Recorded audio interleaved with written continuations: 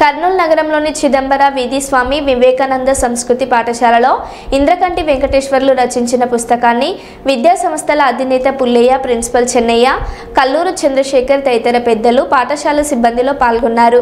పుస్తక ఆవిష్కరణ కార్యక్రమంలో పాల్గొన్నారు.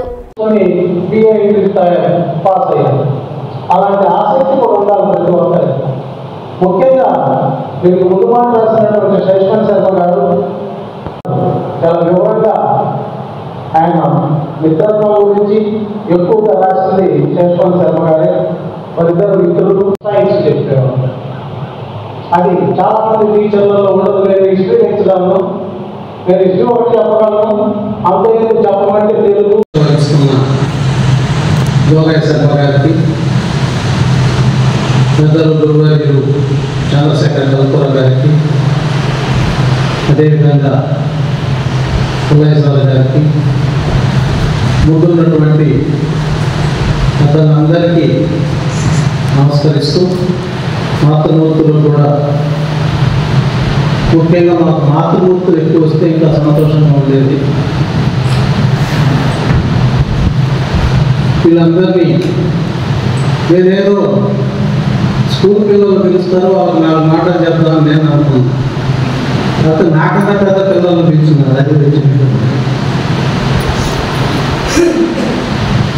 ఇప్పుడు వివేకానందుల గురించి, వారి బోధనల గురించి దాదాపు అందరికీ తెలుసు. ముఖ్యంగా మనకు ఇప్పుడు ఉన్నటువంటి హాల్లో ఉన్నటువంటి పెద్దలందరికీ కూడా.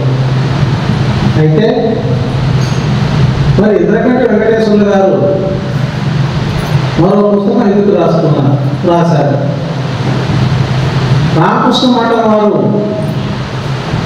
పుంఖానుపుంఖలుగా గ్రంథాలు ప్రచురించడం జరుగుతుంది. అవి అందుబాటులో ఉన్నాయి, తక్కువ ధరలోనే. నేను రిక్వెస్ట్ చేస్తామని సార్, మా దగ్గర 2 గంటలు చూసి మా పిల్లలు పాఠం జరుగుతుంది. ఆ సందర్భంలో వెంకటేశ్వర గారిని కూడా నేను కలిసి ఈ విధంగా మాకు ఇబ్బందిగా ఉంది, తెలుగు సరిగా విద్యాభ్యాసం ఆడటం లేదు, మీరు మాకు ఇంటికి చెప్పండి సార్, ఇంటికి చెప్పండి అంటే ఆయన ప్రశ్న అడిగాడు. నేను తెలుగు పండితులు మీకు తెలుసు అనుకుంటాను అన్నాను. సార్ మీకు తెలుగు పండితులు తెలుసు, అలా ఇంగ్లీష్లో బాగా చెప్పాలి కూడా తెలుసు మాకు, అందువల్ల మేము తెలుసుకోవచ్చని చెప్పేసి నా వరకు మరణించిన వారు దాదాపు 2 సంవత్సరాల పాటు వార్తా